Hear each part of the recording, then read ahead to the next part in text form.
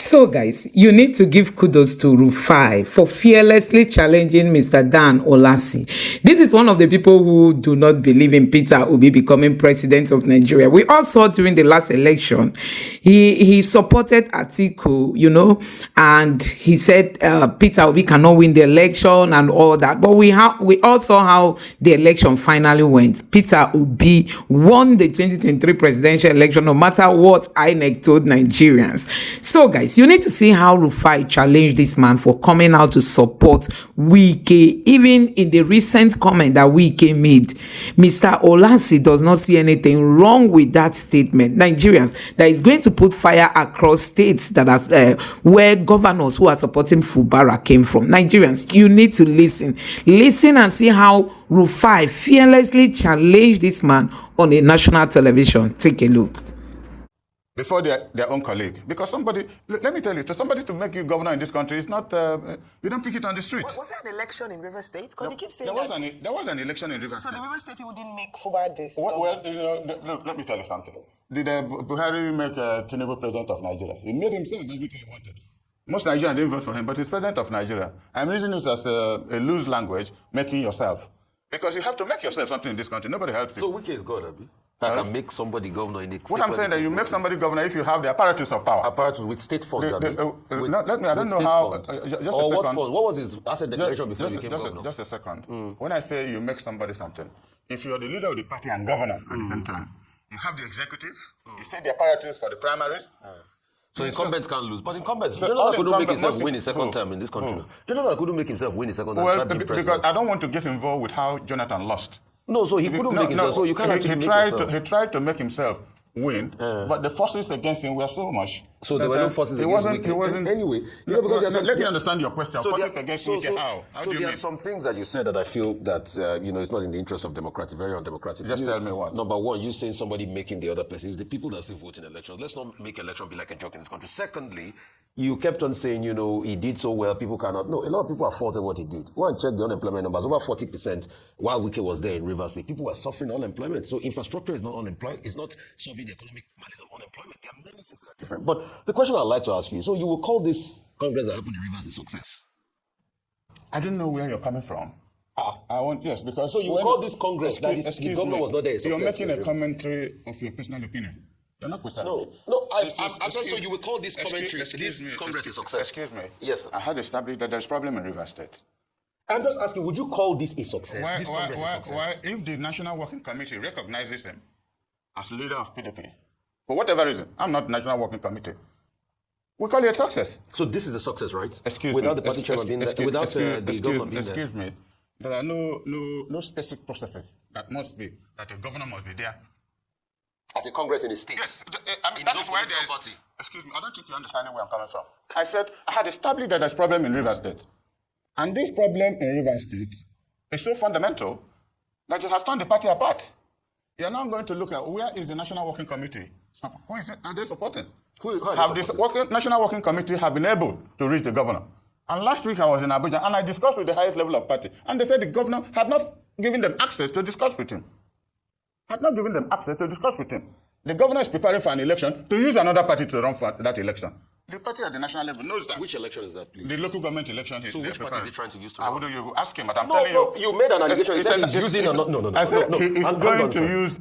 So what party is he going to use? Why don't you? I make statements based on a procedure. We also need facts. Back them up with facts. You can't just make a spurious allegation without backing them up. I have not made one allegation here. You said the governor is going to use another party to run the local government election. Give us the party. Because he's not part of the system of PDP in Rivers State. Anyway, you've not because no.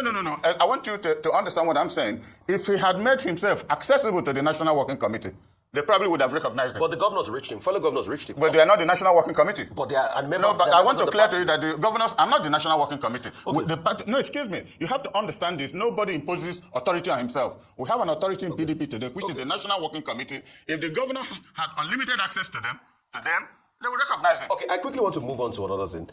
As of 4:25 a.m. this morning, in case you didn't get the memo, Wike has actually been summoned, but they also recognize the fact that he's currently with the president in China. You sit on this committee, this disciplinary committee. No, I'm not on the disciplinary. You're in the reconciliation committee. Yes. Okay. So, number one, what kind of conversations or what reconciliation do you think should be had with a man that went against his political party and destroyed his party's prospect in the last election? That's a very serious matter, which concerns me personally. Yeah, so what reconciliation should be had? Well, I won't tell you what we will discuss, but that is part why the Reconciliation Committee was formed. We have to listen to him. He's a Why human he being. destroyed his party? Well, he hasn't destroyed PDP. Really? Yes. Excuse me, he hadn't, because by the time he was governor, PDP had gone from 26 governors to 13. Okay. He wasn't, excuse me, because let us not make statements that what I call fallacy of generalization. He hasn't destroyed PDP. But he destroyed the party's presidential prospect by going with 5 governors, having the G5 that worked against his party, and he delivered his state, like you said, they delivered. So, he delivered PDP in Rivers State. The only thing that he did not support our presidential candidate. No, so and he worked against the presidential candidate. Excuse me, if we had serious reconciliation committee in PDP, that matter would have been reconciled before the election came up. But the then executive did not work hard to do that. Can we make progress? Please. Because the conversation is getting rowdy. We are not...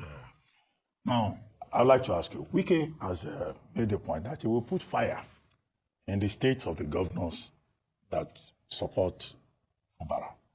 Does he have such a capacity? You say you are not very sure of what is causing the problem in River State. But there is a problem in PDP at the national level. What will you say are those specific issues? Because there are some people saying they don't want Atiku Abubakar to say he wants to run again in 2027. There are some people saying they don't support Ambassador Damagum as acting national chairman. And so you know some of these issues. What do you think is the way forward for the PDP? Well, let me start again. If I recollect very well, looking at Wike sitting across the table and Fubara was standing, the kind of beautiful adjectives he used on that young man shows not just love, but a lot of trust. That's why I said I don't know what the problem was in under 3 or 6 months of that government emerging. But be that as it may be, PDP, as presently constituted, cannot win a federal election. Labour Party, as presently constituted, cannot win a federal election. Neither will NNPP. So these 3 parties, if they mean well for Nigeria, have to join in a major coalition to be able to fight in 2027. That is about.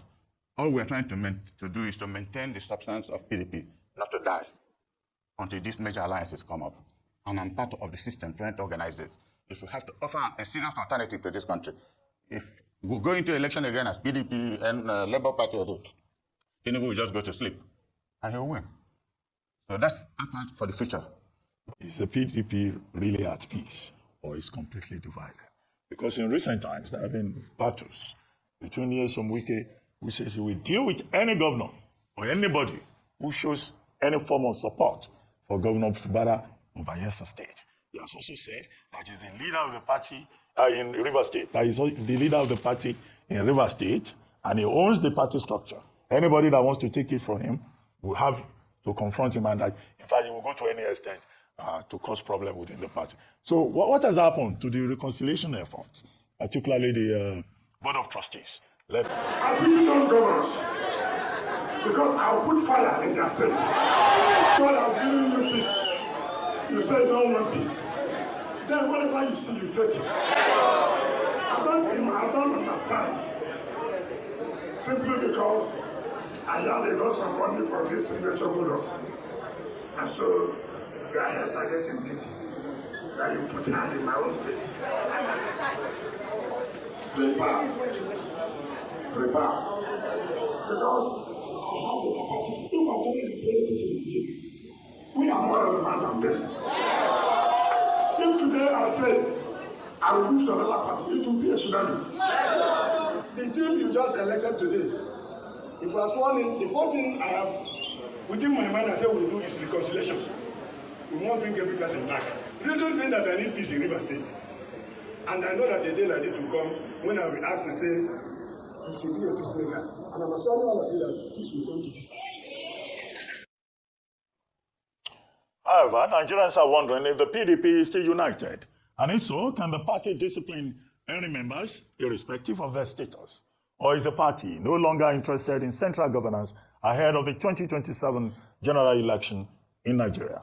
Joining us now on this show is Chief Dan Ulasi, former chairman of the People's Democratic Party, PDP Anambra State, and former technical advisor to the PDP candidate Atiku Abubakar in the 2023 presidential election in Nigeria. Thank you very much for joining us. Good morning, Ulasi. and thanks for having me. Well, yesterday we had Umar Sani on this program to talk about current developments in People's Democratic Party. And people are posing the question, is the PDP really at peace or is completely divided? Because in recent times, there have been battles between Nyesom Wike, who says he will deal with any governor or anybody who shows any form of support for Governor Fubara of Bayelsa State. He has also said that he's the leader of the party in River State, that he's the leader of the party in River State, and he owns the party structure.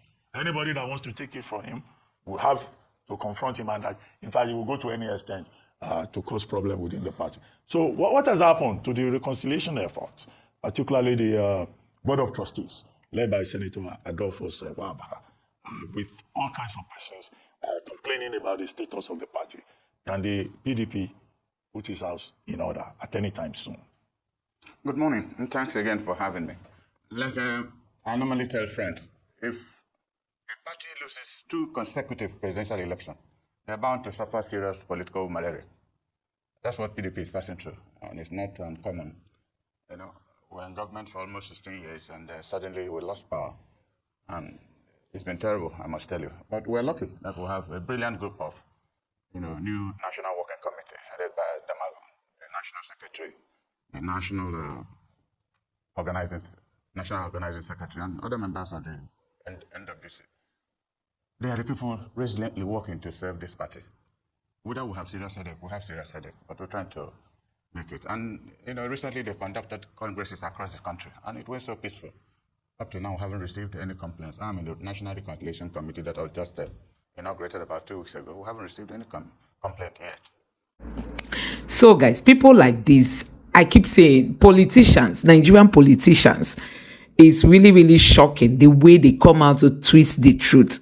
So this man does not see anything wrong with all the troubles Wike has been giving Fubara. He doesn't see anything wrong with the recent statement that Wike made. He doesn't see anything with the crisis that has been in River State. He doesn't see anything with, Wike being in 2 parties at the same time. He doesn't see anything with, the kind of monopoly of power that Wike is using, not just as a PDP member or APC member, but he wields the stick as if he is even the president of Nigeria. So guys, you can see, you've seen how this man spoke, and you get to know that these Nigerian politicians, they don't mean well for the people. I'm just wondering, how was Wike able to buy this man over, that is coming out on a national television to tell Nigerians that what Wike said means nothing? I mean, means nothing for somebody to openly come out, threaten other governors that is going to ignite fire in their states, and nothing will happen. If God has given them peace and they are looking for crisis, they are going to get crisis. And he boldly said that the security agents are quiet, nobody is talking, protesters are being charged with treason, the bad guys, the bandits are busy ravaging Nigeria, and Wike is making comments how he's going to set fire across states, and nobody is talking to him, nobody is telling him to mind his words, to mind his tongue. Honestly, Nigeria remains a joke. So guys, let me know what you think about this in the comment section below. Please don't forget to subscribe to the channel, turn on the notification bell. Please give this video a like so that YouTube can recommend it to others, and drop your thoughts in the comment section below. Thank you.